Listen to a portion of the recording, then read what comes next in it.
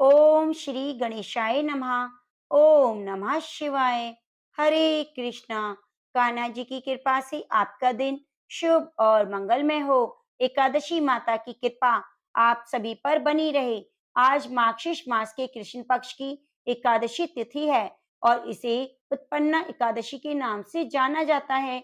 ऐसा माना जाता है कि इस व्रत को करने से व्यक्ति के पिछले जन्मों के पापों से मुक्ति मिल जाती है। इसी एकादशी के दिन एकादशी माता का जन्म हुआ, तो इसीलिए इसे उत्पन्ना एकादशी कहते हैं। तो आज मैं आपको सुनाने जा रही हूँ उत्पन्ना एकादशी की संपूर्ण व्रत कथा। तो प्रिय भक्तों, आप कथा को पूरा पूरा जरूर सुनिए। युधिष्ठिर ने पूछा, भगवान, पुण्यमय एकादशी तिथि कैसे उत्पन्न हुई? संसार में क्यों पवित्र मानी गई और देवताओं को कैसे प्रिय हुई? भगवान बोले, कुंती नंदन, प्राचीन समय की बात है। सतयुग में मुर नामक दानव रहता था। वह बड़ा ही अद्भुत, अत्यंत रौद्र और संपूर्ण देवताओं के लिए भयंकर था। उस काल रूपधारी दुरात्मा महिषासुर ने इंद्र को भी जीत लिया। संपूर्ण देवता उससे परास्त होकर स्वर्ग से निकाले जा चुके थे। सशंकित और भयभीत होकर पृथ्वी पर विचरा करते थे। एक दिन सब देवता महादेव जी के पास गए। वहां इंद्र ने भगवान शिव के आगे सारा हाल कह सुनाया। इंद्र बोले, महेश्वर, ये देवता स्वर्ग लोक से भ्रष्ट होकर पृथ्वी पर विचर रहे हैं। मनुष्यों में रहकर भी इनकी शोभा होती है। हे देव, कोई ऐसा उपाय बतलाइए। देवता किसका सहारा लें? महादेव जी ने कहा, देवराज, जहाँ सबको शरण देने वाले, सबकी रक्षा में तत्पर रहने वाले, जगत को शरण देने वाले, सबकी रक्षा को करने वाले भगवान स्वामी गरुड़ ध्वज विराजमान है, वहां जाओ, वे तुम लोगों की रक्षा करेंगे। भगवान श्री कृष्ण कहते हैं। युधिष्ठिर महादेव जी की बात सुनकर परम बुद्धिमान देवराज इंद्र संपूर्ण देवताओं के साथ वहां गए। भगवान गदाधर क्षीर सागर के जल में सो रहे थे। उनका दर्शन करके इंद्र ने हाथ जोड़कर स्तुति आरंभ कर दी। इंद्र बोले, देवेश्वर, आपको नमस्कार है। देवता दानव दोनों ही आपकी वंदना करते हैं। हे पुंडरीकाक्ष, आप दैत्यों के शत्रु हैं। मधुसूदन, हम लोगों की रक्षा करें। जगन्नाथ, संपूर्ण देवता मुर नामक दैत्य से भयभीत होकर आपकी शरण में आया है। हे भक्त वत्सल, हमें बचाइए, हमें बचाइए, हमारी रक्षा कीजिए। दानवों का विनाश करने वाले कमल नयन, हमारी रक्षा कीजिए। हे प्रभु, हम सब लोग आपके समीप आए हैं, आपकी शरण में आ पड़े हैं। भगवान, शरण में आए हुए देवताओं की सहायता कीजिए। हे देव, आप ही पति, आप ही नेहिमति, आप ही कर्ता और आप ही कारण है। आप ही सब लोगों के माता पिता हैं। और हे भगवान देवेश्वर, शरणागत वत्सल देवता भयभीत होकर आपकी शरण में आए हैं। हे प्रभु, अत्यंत उग्र स्वभाव वाले महाबली मोर नामक दैत्य ने संपूर्ण सुर देवताओं को जीतकर उन्हें स्वर्ग में निकाल दिया। इंद्र की बात सुनकर भगवान विष्णु बोले, हे देवराज, वह दानव कैसा है? उसका रूप और बल कैसा है? उसके दुष्ट रहने का स्थान कौन सा है? इंद्र बोले, देवेश्वर, पूर्व काल में ब्रह्मा जी के वंश में ताल जंग नामक एक महान असुर उत्पन्न हुआ था, जो अत्यंत भयंकर था। उसका पुत्र मुर दानव के नाम से विख्यात है। वही अत्यंत उत्कृष्ट, महापराक्रमी और देवताओं के लिए भयंकर है। चंद्रावती नाम से प्रसिद्ध नगरी है, उसी में वह स्थान बनाकर रहता है। उस दैत्य ने देवताओं को परास्त करके स्वर्ग लोक से बाहर कर दिया है। उसने एक दूसरे ही इंद्र को स्वर्ग के सिंहासन पर बिठाया है। अग्नि, चंद्रमा, सूर्य, वायु और वरुण भी उसने दूसरे ही बनाए हैं। हे जनार्दन, मैं सभी बात बता रहा हूँ, उसने सब कोई दूसरे ही कर लिए हैं। देवताओं को तो उसने प्रत्येक स्थान से वंचित कर दिया। इंद्र का कथन सुनकर भगवान जनार्दन को बड़ा क्रोध हुआ। वे देवताओं को साथ लेकर चंद्रावती पुरी में गए। देवताओं ने देखा दैत्यराज बारंबार गर्जना कर रहा है। उससे परास्त होकर संपूर्ण देवता दसों दिशाओं में भाग गए। वह दानव भगवान विष्णु को देखकर बोला, खड़ा रह, खड़ा रह। उसकी ललकार सुनकर भगवान के नेत्र क्रोध से लाल हो गए। वे बोले, अरे दुराचारी दानव, मेरी इन भुजाओं को देख। यह कहकर विष्णु जी ने अपने दिव्य बाणों से सामने आए हुए दुष्ट दानवों को मारना आरंभ कर दिया। दानव भय से विह्वल हो गए। पांडुनंदन तत्पश्चात विष्णुदेव ने दैत्य सेना पर चक्र का प्रहार किया। उसके छिनभिन होकर सैकड़ों योद्धा मौत के मुंह में चले गए। इसके बाद भगवान मधुसूदन बद्रिका आश्रम को चले गए। वहां सिंहावती नाम की गुफा थी जो 12 योजन लंबी थी। पांडुनंदन उस गुफा में एक ही दरवाजा था। भगवान विष्णु उसी में सो रहे थे। दानव मुर भगवान को मार डालने के लिए तीव्र था। वह उनके पीछे लगा रहा। वहां पहुंचकर उसने भी उसी गुफा में प्रवेश किया। वह भगवान को सोता देखकर उसे बड़ी खुशी हुई। उसने सोचा, यह दानवों का नाश करने वाला देवता है, अतः इसे मैं निस्संदेह ही मार डालूंगा। युधिष्ठिर दानव का इस प्रकार विचार करते ही भगवान विष्णु के शरीर से कन्या प्रकट हुई, जो बड़ी रूपवती, सौभाग्यशालिनी और दिव्य अस्त्र शस्त्रों से युक्त थी। वह भगवान के तेज के अंश से उत्पन्न हुई। उसका बल और पराक्रम महान था। युधिष्ठिर दानवराज मोर ने उस कन्या को देखा। कन्या ने युद्ध का विचार करके दानव के साथ युद्ध के लिए याचना की। युद्ध छिड़ गया। कन्या सब प्रकार की युद्ध कला में निपुण थी। वह मोर नामक असुर उसके हुंकार मात्र से राख का ढेर हो गया। दानव के मारे जाने पर भगवान जाग उठे। उन्होंने दानव को धरती पर पड़ा देखा। पूछा, मेरा यह शत्रु अत्यंत उग्र और भयंकर था, इसका वध किसने किया? कन्या बोली, स्वामिन, आपकी प्रसाद से मैंने इस महादैत्य का वध किया है। श्री भगवान ने कहा, कल्याणी, तुम्हारी इस कर्म से तीनों लोकों में मुनि देवता आनंदित हुए हैं। अतः तुम्हारे मन में जैसी रुचि हो उसके अनुसार मुझसे वर मांगो। देव दुर्लभ होने पर भी मैं वर तुम्हें दूंगा, इसमें तनिक भी संदेह नहीं। वह कन्या साक्षात एकादशी थी। उसने कहा, प्रभु, यदि आप प्रसन्न हैं, मैं आपकी कृपा से सब तीर्थों में प्रधान, सभी पापों का नाश करने वाली और सब प्रकार की रिद्धि सिद्धि देने वाली देवी हूँ। हे जनार्दन, जो लोग आप में भक्ति रखते हुए मेरे दिन का उपवास करेंगे, उनके मैं सब कार्यों को सफल करूं। हे माधव, जो लोग उपवास और एक भुक्त होकर मेरे व्रत का पालन करें, फिर अपना दान धर्म करें, तो उन्हें मोक्ष प्रदान करना। भगवान विष्णु बोले, कल्याणी, जो तुम कहती हो वह सब पूर्ण होगा। भगवान श्री कृष्ण कहते हैं, हे युधिष्ठिर, ऐसा वर पाकर महाव्रता एकादशी बहुत प्रसन्न हुई। उस एकादशी का नाम उत्पन्ना एकादशी हो गया। दोनों पक्षों की एकादशी समान रूप से कल्याण करने वाली है। इसमें शुक्ल और कृष्ण का भेद नहीं करना चाहिए। यदि उदय काल में थोड़ी सी भी एकादशी, मध्य में द्वादशी और अंत में त्रयोदशी हो तो उसे त्रिशप्रा एकादशी कहते हैं। वह भगवान को बहुत ही प्यारी है। यदि एक त्रिस्पर्शा एकादशी का उपवास कर लिया जाए तो एक सहस्त्र एकादशी व्रतों का फल मिल जाता है। इसी प्रकार द्वादशी में पारण करने पर सहस्त्र गुना फल की प्राप्ति होती है। अष्टमी एकादशी, षष्ठी, तृतीया और चतुर्दशी ये यदि पूर्व तिथि से विध हो तो उनमें व्रत नहीं करना चाहिए। परिवर्तनी तिथि से युक्त होने पर ही उपवास करने का विधान है।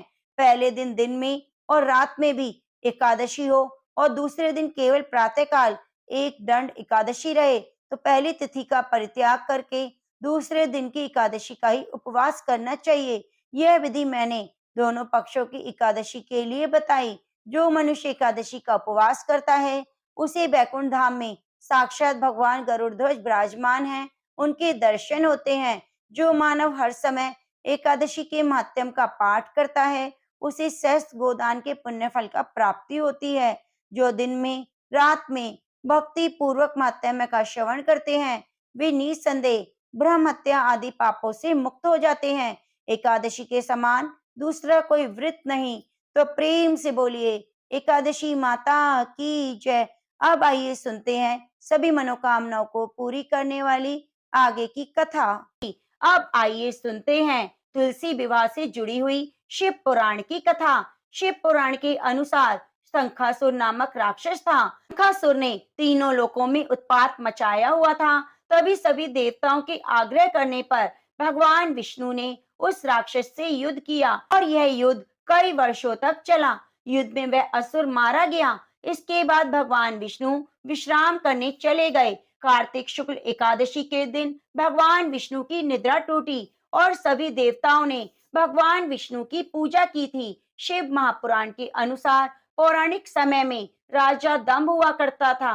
वह बहुत बड़ा विष्णु भक्त था।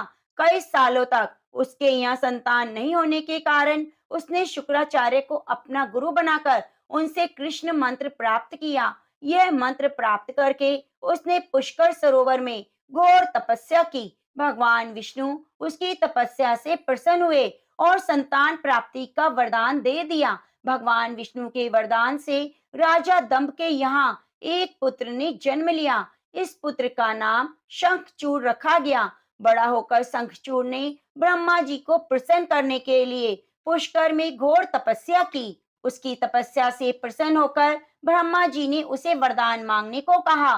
तब शंखचूड़ ने वरदान मांगा कि वह हमेशा अजर अमर रहे, कोई भी देवता उसे मार ना पाए। ब्रह्मा जी ने उसे वरदान दे दिया और कहा कि वह बद्री वन में जाकर धर्मध्वज की पुत्री तुलसी जो तप कर रही है उससे विवाह कर ले। तो शंखचूड़ ने वैसा ही किया। तुलसी के साथ विवाह के बाद सुखपूर्वक रहने लगा। उसने अपने बल से देवताओं, असुरों, दानवों, राक्षसों, गंधर्वों, नागों, किन्नरों, मनुष्यों और त्रिलोकी के सभी प्राणियों पर विजय प्राप्त कर ली। वह भगवान श्री कृष्ण का परम भक्त था। शंखचूड़ के अत्याचारों से सभी देवता परेशान होकर ब्रह्मा जी के पास गए और ब्रह्मा जी उन्हें विष्णु जी के पास ले गए। भगवान विष्णु ने कहा, शंखचूड़ की मृत्यु भगवान शिव के त्रिशूल से ही होगी, अतः आप उनके पास जाइए। भगवान शिव ने चित्ररथ नामक गण को अपना दूत बनाकर शंखचूड़ के पास भेजा। चित्ररथ ने शंखचूड़ को समझाया कि वह देवताओं को उनका राज्य लौटा दे, परंतु शंखचूड़ ने मना कर दिया और कहा कि वह महेश्वर से युद्ध करना चाहता है। भगवान शिव को जब बात पता चली तो युद्ध के लिए अपनी सेना लेकर निकल पड़े। इस तरह देवता और दानवों में घमासान युद्ध हुआ, परंतु ब्रह्मा जी के वरदान के कारण शंखचूड़ को देवता नहीं हरा पाए। भगवान शिव ने शंखचूड़ का वध करने के लिए जैसे ही अपना त्रिशूल उठाया, तभी आकाशवाणी हुई कि जब तक शंखचूड़ के हाथ में श्री हरि का कवच है और इसकी पत्नी का सतीत्व अखंडित है, तब तक इसका वध असंभव है। आकाशवाणी सुनकर भगवान विष्णु वृद्ध ब्राह्मण का रूप धारण कर शंखचूड़ के पास गए और उससे श्री हरि कवच दान में मांग लिया। शंखचूड़ ने कवच बिना किसी संकोच के दान दे दिया। इसके बाद भगवान विष्णु शंखचूड़ का रूप धारण कर तुलसी के पास गए। शंखचूड़ रूपी भगवान विष्णु ने तुलसी के महल में द्वार पर जाकर अपनी विजय होने की सूचना दी। यह सुनकर तुलसी बहुत प्रसन्न हुई और पति रूप में आए भगवान का पूजन किया, भ्रमण किया। ऐसा करते ही तुलसी का सतीत्व खंडित हो गया। भगवान शिव ने युद्ध में त्रिशूल से शंखचूड़ का वध कर दिया। तब तुलसी को पता चला कि वे उनके पति नहीं हैं, बल्कि भगवान विष्णु हैं। क्रोध में आकर तुलसी ने कहा, आपने छल पूर्वक मेरा धर्म नष्ट किया तो मेरे पति को मार डाला, अतः मैं आपको श्राप देती हूँ, आप पाषाण होकर धरती पर रहें। तब भगवान विष्णु ने कहा, देवी, तुमने मेरे लिए भारतवर्ष में रहकर बहुत दिनों तक तपस्या की। तुम्हारा यह शरीर नदी रूप में बदलकर गंडकी नामक नदी के रूप में प्रसिद्ध होगा। तुम पुष्पों में श्रेष्ठ तुलसी का वृक्ष बन जाओगी और सदा मेरे साथ रहोगी। तुम्हारे श्राप को सत्य करने के लिए मैं पाषाण शालिग्राम बनकर रहूंगा कि नदी के तट पर मेरा वास होगा। देव उठनी एकादशी के दिन भगवान शालिग्राम और तुलसी का विवाह संपन्न कर मांगलिक कार्यों का प्रारंभ किया जाएगा। हिंदू धर्म मान्यता के अनुसार इस दिन तुलसी शालिग्राम विवाह करने से अपार पुण्य की प्राप्ति होती है। यह भी कहा जाता है कि अगर देव उठनी एकादशी के दिन भगवान विष्णु को एक तुलसी का पत्ता चढ़ाया जाए तो 1000 गोदान के बराबर पुण्य फल प्राप्त होता है। इसलिए इस दिन भगवान विष्णु को जितना ज्यादा हो सके तुलसी का पत्ता जरूर अर्पित करें, तुलसी दल जरूर अर्पित करें। तो प्रेम से बोलिए, तुलसी शालिग्राम भगवान की जय। अब आइए सुनते हैं एकादशी माता की कथा। इस कथा को सुनने से ही हमारा व्रत पूर्ण माना जाता है। एक बार एक बूढ़ी माँ ने एकादशी का उपवास रखा। बड़ी ही भक्ति भाव से एकादशी माता की पूजा किया करती थी। वो बूढ़ी हो चुकी थी, उन्हें वृद्ध अवस्था में कोई भी वस्तु नहीं चाहिए थी जो एकादशी का उपवास रखती, क्योंकि एकादशी का उपवास रखने से तो श्री हरि की कृपा से सब कुछ मिल जाता है। वह बूढ़ी माँ तो अपने बच्चों के लिए, अपने परिवार के लिए, सुख सुविधा के लिए इस कठिन व्रत को रखती थी। वे दिन भर तो बड़ा कठिन व्रत करती और अपनी प्यास को किसी तरह से रोकी रही, क्योंकि एकादशी के व्रत में जल की एक बूंद भी ग्रहण नहीं करती थी। द्वादशी को ही जल पीकर अपने व्रत का पारण किया करती थी। दिन भर उन्होंने किसी भी प्रकार अपने मन को संयमित रखा, पूजा पाठ की, व्रत की कथा को पढ़ती सुनती रही। फिर पंडित जी को मिट्टी के एक पात्र में भरकर पानी और मौसमी फल दान दिए। दोना भरकर शक्कर भी वितरित की। उन्हें गर्मी के कारण बड़ी बेचैनी हो रही थी। एक तो निराहार और निर्जल रहकर उपवास रखा था और उनको प्यास भी अधिक सता रही थी। इस कारण उन्होंने सोचा, चलो पानी में बैठूं, इससे शायद थोड़ी शांति मिले। ऐसा सोचकर वह पानी में बैठी रही। पानी में बार बार कुल्ला करती रही, हाथ मुंह धोती रही। तब कहीं जाकर उन्हें थोड़ा चैन मिला। एक तो तेज धूप पड़ रही थी, इस कारण बार बार बूढ़ी माँ का मुंह सूखा जा रहा था। बूढ़ी माँ बड़ी बेचैन हो रही थी। एक तो बुढ़ापा, दूसरी भयंकर गर्मी। बुढ़ापे की स्थिति तो कुछ ऐसी ही होती है, बड़ी मुश्किल से धीरज बन पाता है। अब किसी प्रकार पूरा दिन कट गया।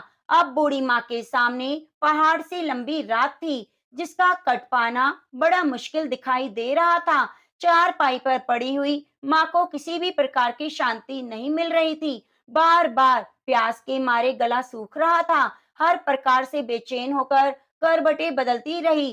कई बार उठकर घर के बाहर जाती, फिर अंदर आती। न उन्हें घर में शांति थी, न बाहर ही मिल रही थी। वे एकादशी माता को याद कर रही थी और मन में ध्यान कर रही थी, हे माता, आज मेरी लाज रखिएगा। आप मुझे शक्ति दीजिए ताकि मैं भली भांति आपका व्रत रख सकूं। यह पहाड़ सी रात चैन से बीत जाए। प्यास के कारण बूढ़ी माँ की बेचैनी तो बढ़ रही थी। उन्होंने धैर्य रखने का बहुत प्रयास किया, लेकिन आखिरकार उनकी सहनशीलता टूट पड़ी। घबराकर प्यास के मारे एकदम चिल्ला पड़ी, बचाओ बचाओ। बूढ़ी माँ का चिल्लाना सुनकर उसके परिवार के सभी सदस्य आसपास इकट्ठा हो गए। बूढ़ी माँ की चारपाई के आसपास पहुंच गए। अम्मा जी, क्या हुआ? आप क्यों चिल्ला रही हैं? जब आपसे व्रत नहीं रखा जाता तो आपने इतना कठिन व्रत क्यों किया? अम्मा जी, अगर शरीर में ताकत है तभी भक्ति हो पाएगी। और पानी पी लीजिए।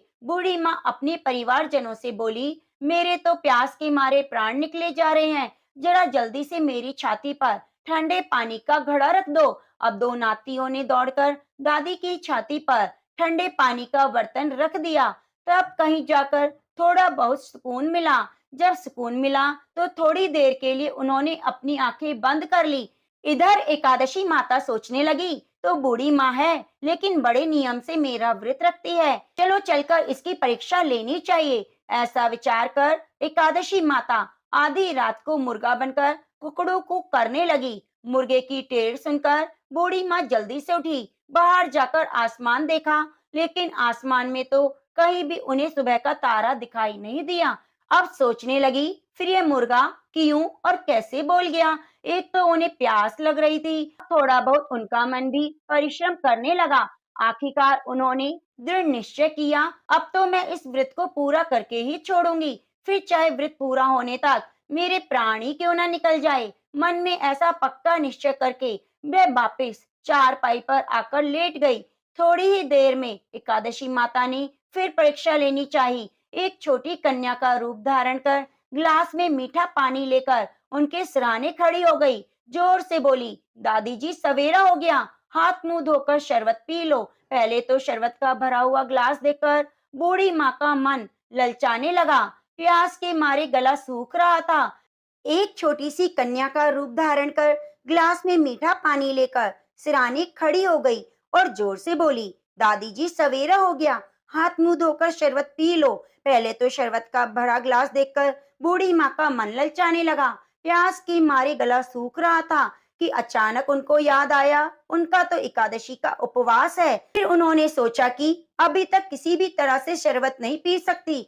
चुपचाप वापस चारपाई पर लेट गई। तभी उनकी आंखें लगी। उन्हें एहसास हुआ मानो किसी ने पानी से भरे कुएं में पटक दिया। बहुत देर तक कुएं में हाथ पांव चलाती रही, लेकिन इसी बीच में उन्होंने अपने मुंह में पानी की एक भी बूंद जाने नहीं दी, क्योंकि उनका एकादशी का उपवास जो था वह पक्के निश्चय के साथ अपना व्रत पालन करती रही। थोड़ी ही देर में ऐसा लगा मानो सामने आग जल रही हो। आग के कारण बड़ी भारी गर्मी लगने लगी। प्यास के मारे उनके प्राण निकलने लगे, लेकिन इतना सब होने के बाद भी बूढ़ी माँ ने पानी की एक भी बूंद नहीं पी। बस चारपाई पर बैठी रही, एकादशी माता का ध्यान करती रही। सवेरा होने में कुछ ही समय था। यह जानकर बड़ी तसल्ली के साथ इधर उधर घूमने लगी। एकादशी माता अब ये अच्छी तरह समझ गई कि इस बूढ़ी माँ को किसी भी प्रकार से अपने व्रत से नहीं टाला जा सकता। उनके सत्य व्रत को भली भांति समझती थी। अब सवेरा हो गया। बूढ़ी माँ ने स्नान किया, भगवान श्री हरि का पूजन किया, एकादशी माता की कथा सुनी, ब्राह्मणों को दक्षिणा देकर भोजन कराया, तो कहीं जाकर उन्होंने जल ग्रहण किया। कन्याओं को भोजन कराने के बाद बूढ़ी माँ ने स्वयं भोजन किया। इसके प्रभाव से बूढ़ी अम्मा की आयु में वृद्धि हो गई। उनका घर परिवार हरा भरा हो गया। उनके घर में अब किसी भी चीज की कमी ना थी। हर प्रकार के सुख सुविधा थी। नाती नातिन से उनका घर भर गया। वह उसी दिन से 12 महीने की एकादशी का व्रत करने लगी। एकादशी माता के व्रत के पुण्य प्रभाव से इस संसार में सब सुख भोगकर अंत में बैकुंठ धाम को चली गई। हे एकादशी माता, जैसे अपने बूढ़ी माँ के परिवार को हरा भरा किया, वैसे हम सभी के परिवार को करना। प्रेम से बोलिए लक्ष्मी नारायण भगवान की जय हो। प्राचीन काल की बात है। च्यवन नामक एक महर्षि थे। वे बड़े तपस्वी थे। एक बार उन्होंने महान व्रत का आश्रय लेकर जल के भीतर रहने का संकल्प किया। महर्षि च्यवन अभिमान, क्रोध, हर्ष, शोक का त्याग करके महान दृढ़ता पूर्वक पालन करते हुए 12 वर्ष तक जल के अंदर रहे। महात्मा महात्मा का स्वभाव और तपश्चर्या से प्रभावित होकर सभी जलचर प्राणी उनके मित्र बन गए। प्राणियों से उनको कोई भय नहीं लगता था। एक बार महर्षि च्यवन अत्यंत श्रद्धा भाव से उन्मत्त होकर गंगा यमुना के संगम में जल के भीतर प्रविष्ट हुए। कभी जल समाधि लगा लेते, कभी निश्चल होकर जल के ऊपर बैठ जाते। इस प्रकार करते करते बहुत समय व्यतीत हो गया। एक दिन कुछ मल्लाह मछलियों को पकड़ने की इच्छा से हाथ में जाल लिए उस स्थान पर आए जहाँ महर्षि च्यवन जल समाधि लगाए हुए थे। मल्लाहों ने मछली पकड़ने के उद्देश्य से जाल को पानी में फैलाया। संयोग से जाल में मछलियों के साथ महर्षि च्यवन भी फंस गए। मल्लाह जाल खींचने लगे तो उन्हें अधिक बल लगाना पड़ा। इस पर मल्लाह समझे आज कोई बड़ी मछली जाल में फंस गई है। उन्होंने पूरे जोर से जाल को खींचा। तब उसमें जल जंतुओं से घिरे हुए महर्षि च्यवन भी खींच आए। जाल में महर्षि को देखकर मल्लाह डर गए। हाथ जोड़कर उनसे क्षमा मांगने लगे। उनके चरणों में सिर रखकर प्रणाम की। पानी से बाहर निकलकर बहुत से मत्स्य तड़पने और मरने लगे। इस प्रकार मत्स्यों का बुरा हाल देखकर महर्षि का हृदय द्रवित हो उठा। उन्होंने मल्लाह से कहा, देखो ये मत्स्य जीवित रहेंगे तो मैं भी रहूंगा, अन्यथा इनके साथ मर जाऊंगा। मैं इन्हें त्याग नहीं सकता। ये मेरे सहवासी रहे हैं। मैं बहुत दिनों तक इनके साथ रहा हूँ। मैं भी इनके साथ प्राणों का उत्सर्ग करूंगा। मुनि की बात सुनकर मल्लाह डर गए। उन्होंने कांपते हुए सारा समाचार राजा नहुष को सुनाया। मुनि की संकट में स्थिति जानकर राजा नहुष अपने मित्र और पुरोहित को साथ लेकर वहां पहुंचे। पवित्र भाव से हाथ जोड़कर उन्होंने मुनि को परिचय दिया और विधिवत पूजा करके कहा, हे गुरु, आज्ञा कीजिए, मैं आपका कौन सा प्रिय कार्य करूं। महर्षि च्यवन ने कहा, राजन, इन मल्लाहों ने आज बड़ा भारी पराक्रम किया, अतः आप इनको मेरा और मछलियों का मूल्य चुका दीजिए। राजा नहुष ने सुनते ही मल्लाह को 1000 स्वर्ण मुद्रा देने के लिए पुरोहित से कहा। इस पर महर्षि च्यवन बोले, 1000 स्वर्ण मुद्रा मेरा उचित मूल्य नहीं, आप सोच कर दीजिए। इस पर राजा ने 1 लाख स्वर्ण मुद्रा और आधा राज्य और अंत में समूचा राज्य देने की बात कही, परंतु फिर भी ऋषि राजी नहीं हुए। उन्होंने कहा, आपका आधा यह समुच्चय राज्य मेरा उचित मूल्य नहीं। आप ऋषियों के साथ विचार कीजिए और जो मेरे योग्य हो वही मूल्य दीजिए। यह सुनकर राजा नहुष अत्यंत दुखी हुए। उन्हें कुछ सूझ नहीं रहा था। वे अपने मंत्री और पुरोहित से सलाह करने लगे। उस समय फल फूल का सेवन करने वाले एक बनवासी मुनि राजा नहुष के समीप आए और राजा से कहने लगे, राजन, आप दुखी ना होइए, मैं महर्षि को संतुष्ट कर दूंगा और उचित मूल्य भी आपको बता दूंगा। आप मेरी बात को ध्यान से सुनिए। मैंने कभी हास परिहास में भी असत्य भाषण नहीं किया। हमेशा मैं सत्य ही बोलता हूँ। अतः आप मेरी बातों पर शंका ना कीजिए। राजा नहुष ने कहा, हे प्रभु, मैं बड़े संकट में हूँ। मेरे कारण एक महर्षि अपने प्राणों का उत्सव करने को उद्यत हुआ है। यदि उनका उचित मूल्य आप बता दें तो यह आपका बड़ा अनुग्रह होगा। इस भयंकर कष्ट से मुझे, मेरे राज्य और मेरे कुल की रक्षा कीजिए। नहुष की बात सुनकर मुनि कहने लगे, राजन, ब्राह्मण और गौएं एक ही कुल की हैं। ब्राह्मण मंत्र रूप है, गौएं भविष्य रूप। ब्राह्मण और गायों का मूल्य नहीं लगाया जाता, अतः आप इनकी कीमत में एक गौ प्रदान कीजिए। मुनि की बात सुनकर राजा को बड़ी प्रसन्नता हुई। उन्होंने उत्तम व्रत का पालन करके महर्षि च्यवन के पास जाकर कहा, महर्षि, मैं एक गौ खरीदकर आपके लिए लाया हूँ। अब आप उठने की कृपा कीजिए। मैंने यही उचित मूल्य आपका समझा है। राजा की बात सुनकर महर्षि बोले, राजन, आपने उचित मूल्य देकर मुझे खरीदा है। निश्चय ही संसार में गाय के समान कोई दूसरा धन नहीं। गाय के नाम और गुणों का कीर्तन, कथा श्रवण करना, गाय का दान करना, दर्शन करना, इससे अधिक प्रसन्नता की बात नहीं। ये सब कार्य संपूर्ण कार्यों को दूर करके परम कल्याण की प्राप्ति कराने वाले हैं। गौएं लक्ष्मी प्रदान करती हैं, उनमें पाप का लेश मात्र नहीं। गौएं ही मनुष्य को सर्वदा अन्न और देवताओं को हविष्य प्रदान करने वाली हैं। स्वाहा और वष्टकार सदा गौ में ही प्रतिष्ठित होते हैं। गौ ही यज्ञ का संचालन करने वाली हैं। वे विकार रहित अमृत धारा हैं और दोहने पर अमृत देती हैं। गौएं ही स्वर्ग की सीढ़ी हैं। गौएं स्वर्ग में भी पहुंचा देती हैं और सभी कामनाओं को पूरी करने वाली देवी हैं। तदंतर मल्लाहों ने मुनि से उनकी दी हुई गौ को स्वीकार करने के लिए प्रार्थना की। मुनि ने गाय लेकर कहा, मल्लाह, इस गोदान के प्रभाव से तुम्हारे सभी पाप नष्ट हो जाएंगे। अब तुम जल में उत्पन्न मछलियों के साथ स्वर्ग जाओ। देखते ही देखते महर्षि च्यवन के आशीर्वाद से मल्लाह तुरंत मछलियों के साथ स्वर्ग चला गया। उनको इस प्रकार स्वर्ग जाते देख राजा नहुष बहुत ही आश्चर्यचकित हुए। उसके बाद राजा नहुष ने महर्षि की गौ जाति की पूजा की। गौ माता ने उन्हें धर्म में रहने का आशीर्वाद दिया और राजा अपने नगर को लौट गए और महर्षि अपने आश्रम को चले गए।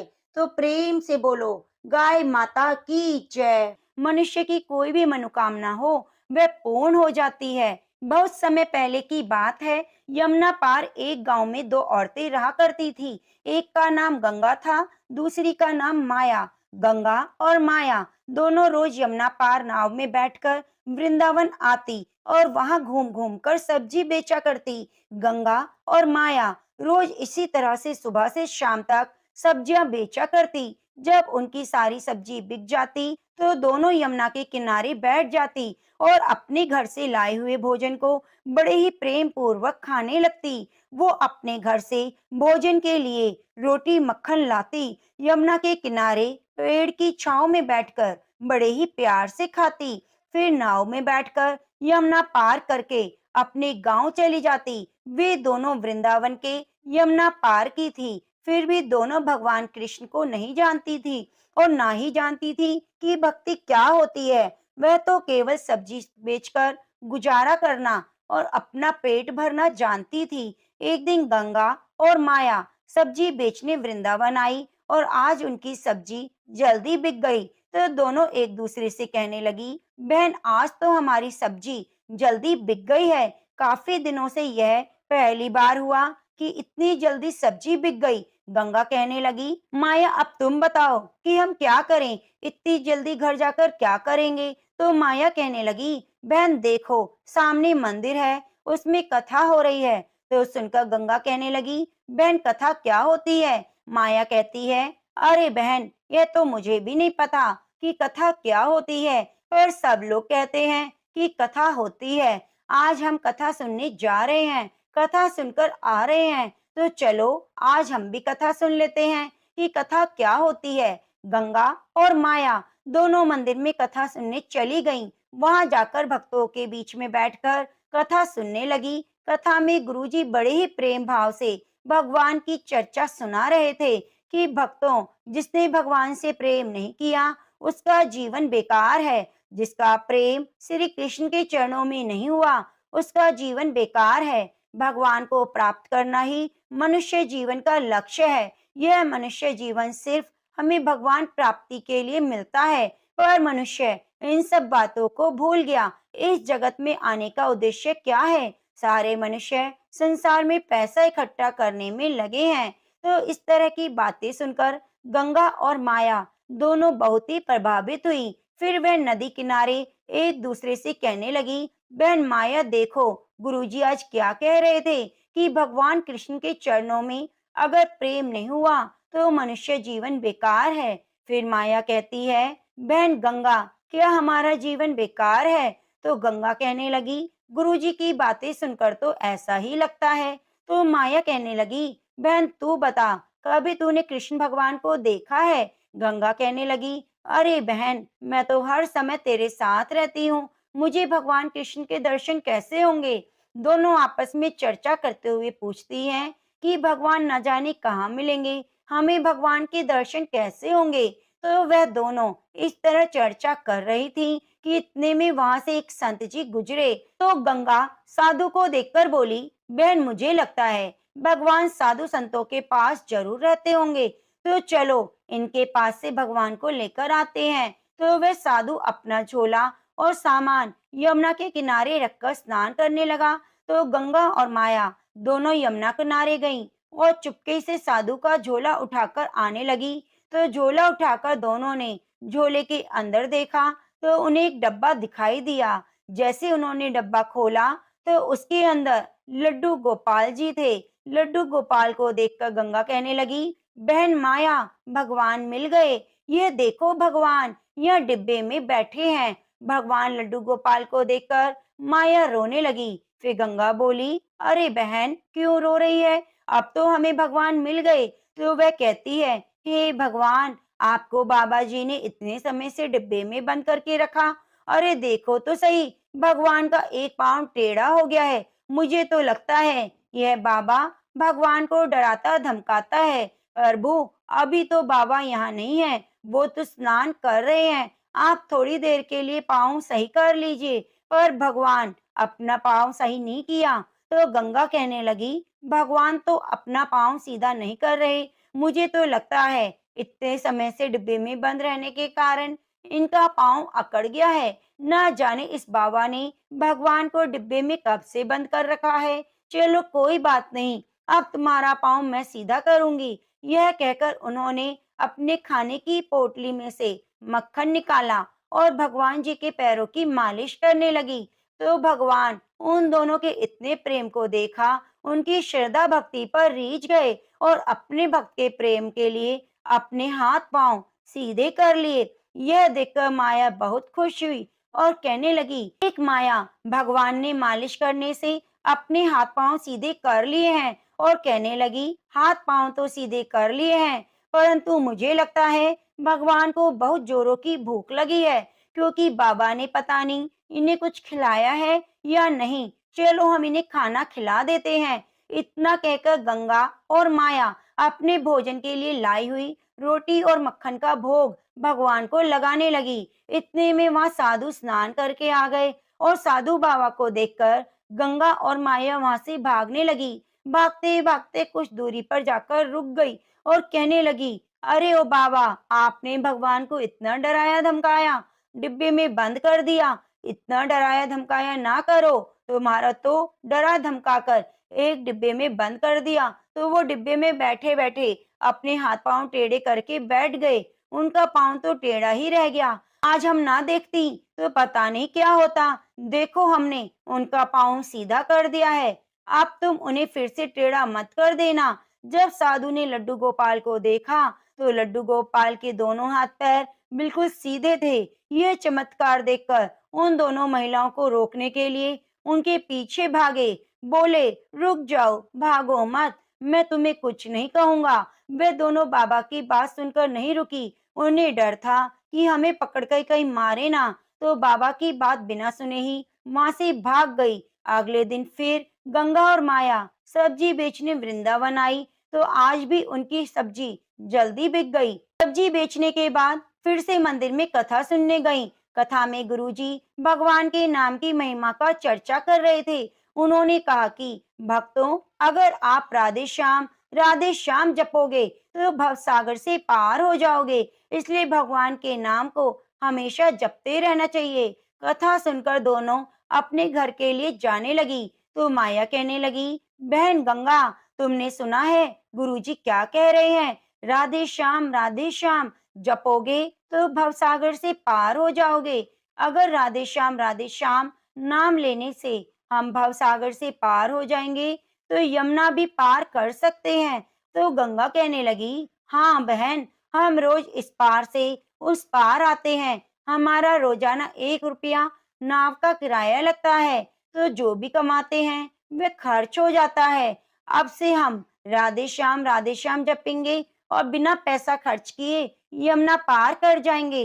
तो गंगा और माया ने गुरु के कहे अनुसार राधे श्याम जपना शुरू किया और जपते जपते यमुना की ओर चलने लगी। वहां पहुंचकर यमुना जी के पानी के ऊपर चलने लगी। दोनों राधे श्याम जपती और पानी के ऊपर चलती रही। इस तरह दोनों ने यमुना को पानी के ऊपर चलकर पार कर लिया। इस तरह देखकर दोनों तो बहुत खुश हुई। गंगा और माया का श्री कृष्ण के प्रति प्रेम और विश्वास बढ़ गया।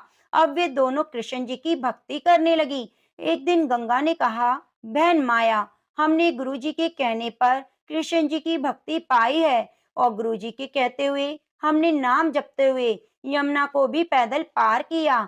ऐसा करने से हमारे बहुत सारे पैसे बच गए। तो क्यों ना बहन, हम गुरु जी को घर बुलाएं और उन्हें अच्छा सा भोजन कराएं। तो माया कहने लगी, ठीक है, तुम जाकर गुरुजी को ले आओ, मैं यह भोजन तैयार करती हूँ।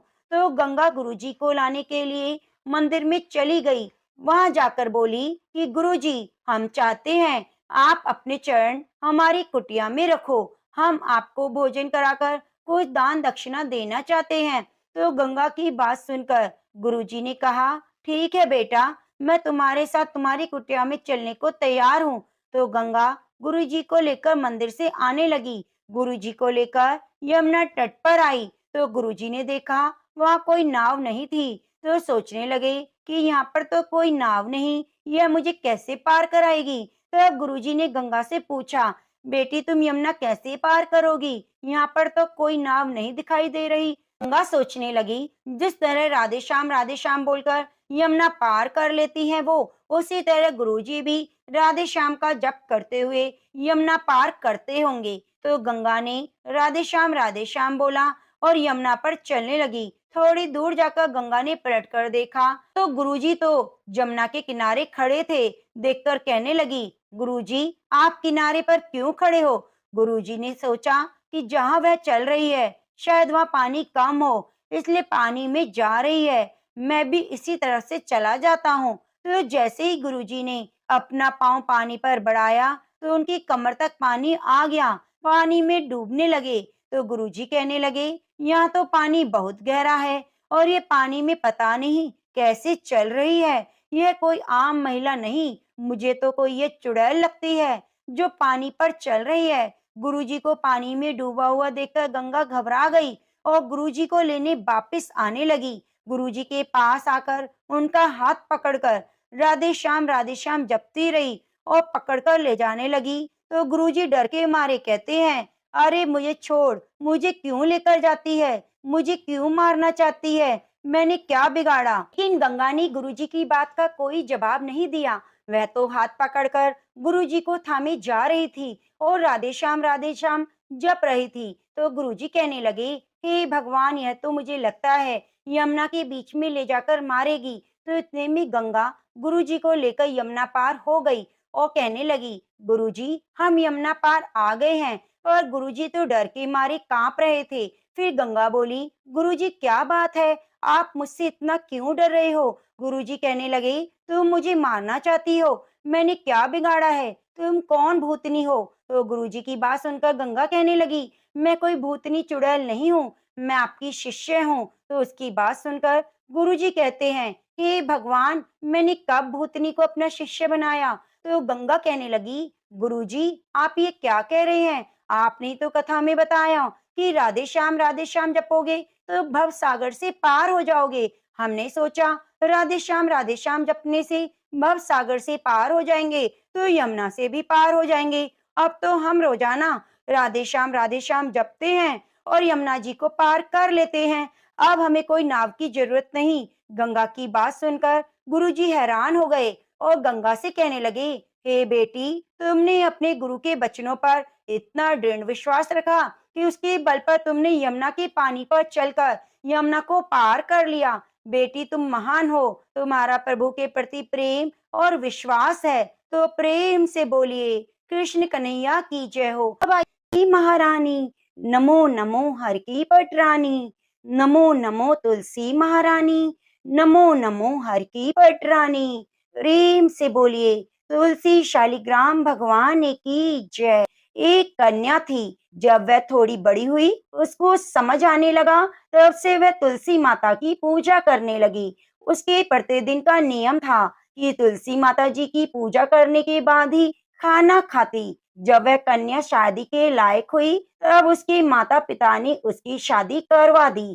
कन्या को उसके माता पिता ने दहेज में एक तुलसी का गमला दिया। ससुराल में वह प्रतिदिन सवेरे उठती, पूजा करती, उसके बाद ही खाना खाती। उसकी दो जेठानियां थी, वे दोनों उसका मजाक उड़ाती कि बड़ी नियम धर्म वाली बनती है। उन दोनों को उससे बहुत ईर्ष्या होती, इसलिए वे दोनों तुलसी जी का गमला छुपा देती। वह कन्या बड़ी मुश्किल से गमला ढूंढ कर लाती और अच्छे से पूजा करती, फिर खाना खाती। वह गमला ढूंढ कर लाती तो एक दिन उसकी जेठानियों ने क्या किया कि गमला ही दूर फेंक दिया। कन्या ने खूब ढूंढा पर उसे गमला नहीं मिला।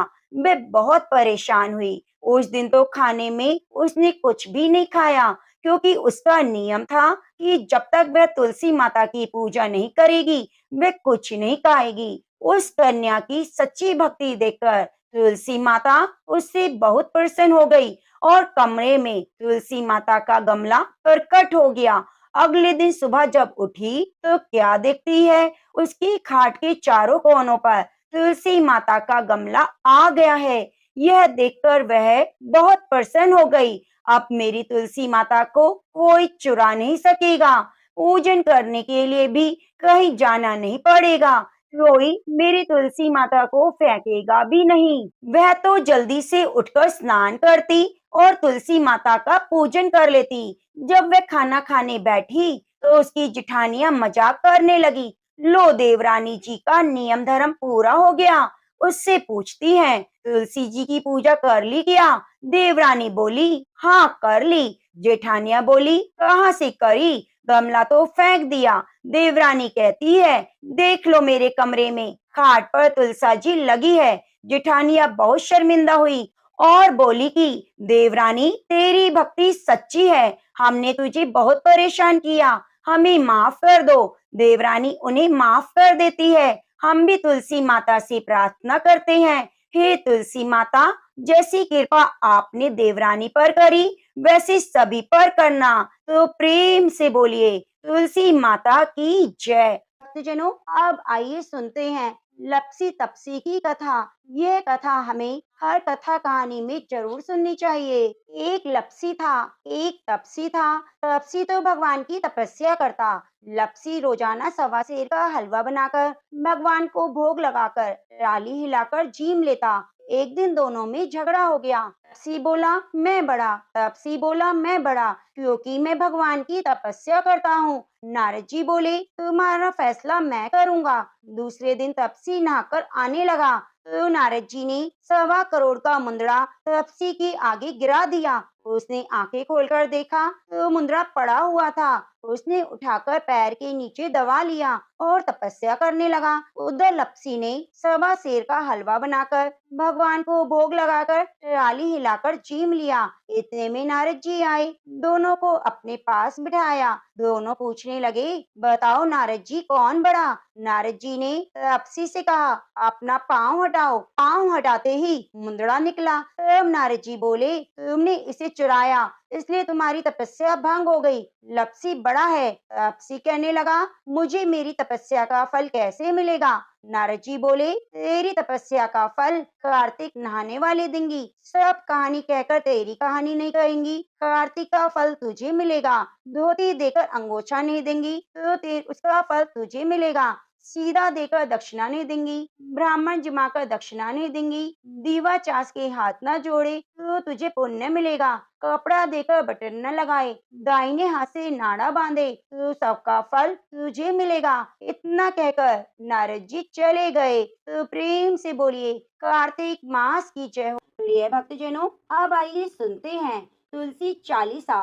तुलसी महारानी करू बिन सिर नाय, जो मम हो संकट विकट दीजिए माति नशाए। नमो नमो तुलसी महारानी, महिमा अमित न जाए बखानी। दियो विष्णु तुमको सन्माना, जग में छायो सुयस महाना। विष्णु प्रिया जय जयति भवानी, तीनों लोक की हो सुख खानी। भगवत पूजा कर जो कोई, बिना तुम्हारे सफल न होई। जिस घर तब नहीं होए निवासा, उस घर करहि विष्णु नहीं बासा। करे सदा जो तब सुनित सुमरण, ते ही के काज सब होए पूरण। कार्तिक मास महात्म्य तुम्हारा, ताको जानत सब संसारा।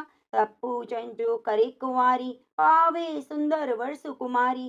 कर जो पूजा नित प्रति नारी, सुख संपत्ति से होए सुखारी। वृद्धा नारी करे जो पूजन, मिले भक्ति होवे पुलकित मन। श्रद्धा से पूजे जो कोई, भव निधि से तर जावे सोई। भागवती यज्ञ करावे, तुम बिन नहीं सफलता पावे। छायो तब प्रताप जग भारी, ध्यावत तुम्हें सकल चितधारी। तुम्ही मातृ यंत्रण तंत्रण में, सकल काज सिद्धि होवे क्षण में। औषण रूप आप हो माता, सब जग में तब यश विख्याता।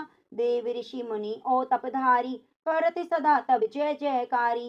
वेद पुराण न तब यश गाया, महिमा अगम पार नहीं पाया। नमो नमो जय सुख कारिणी, नमो नमो जय दुख निवारिणी। नमो नमो सुख संपत्ति देनी, नमो नमो अग काटन छेनी। नमो नमो भक्त दुख हरणी, नमो नमो दुष्टन मद छेनी। नमो नमो भव पार तारणी, नमो नमो परलोक सुधारणी। नमो नमो निज भक्ति उवारणी, नमो नमो जन काज सवारणी। नमो नमो जय कुमति नशावनी, नमो नमो सब सुख उपजावनी। जयति जयति जय तुलसी माई, ध्याऊं तुमको शीश नवाई। निज जन जानी मोहि अपनाओ, बिगड़े कारज आप बनाओ। करू विनय मैं मात तुम्हारी, पूर्ण आश करो हमारी। शरण चरण कर जोरी मनाओ, निज दिन तेरे ही गुण गाओ। करू मात अब मोह पर दाया, निर्मल होए सकल मम काया। मांगू मात यह वर दीजे, सकल मनोरथ पूर्ण कीजे। जानू नहीं कछु नेम अचारा, क्षमो मात अपराध हमारा। 12 मास करे जो पूजा, सम जग में और न दूजा। प्रथम गंगा जल मंगवावे, फिर सुंदर स्नान करावे। चंदन अक्षत पुष्प चढ़ावे, धूप दीप नैवेद्य लगावे। करे आचमन गंगा जल से, ध्यान करे निर्मल हृदय से। पाठ करे चालीसा की, स्तुति करे मात तुलसा की। यह विधि पूजा करे हमेशा, ताकि तन नहीं रहे कलेशा। करे मास कार्तिक का साधन, सोबे नित पवित्र सिद्ध हुई जाहि। यह कथा महा सुखदाई, पढ़े सुने सो पवतर जाई। यह श्री तुलसी चालीसा, पाठ करे जो कोई। गोविंद सो फल पावही, जो मन इच्छा होए। प्रेम से बोलिए तुलसी माता की जय हो, शालिग्राम भगवान की जय हो। प्रिय भक्तजनों, कथा को अंत तक सुनने के लिए आपका बहुत-बहुत धन्यवाद। आप हमारे चैनल को सब्सक्राइब ज़रूर कीजिए, क्योंकि नित्य प्रति कार्तिक मास की कथाएँ, वृत त्योहार की कथाएँ और साथ में भगवद गीता का भी हम रसपान कराने जा रहे हैं। तो आप हमारे चैनल को सब्सक्राइब करके चैनल पर कथाओं को सुनना न भूलें। धन्यवाद।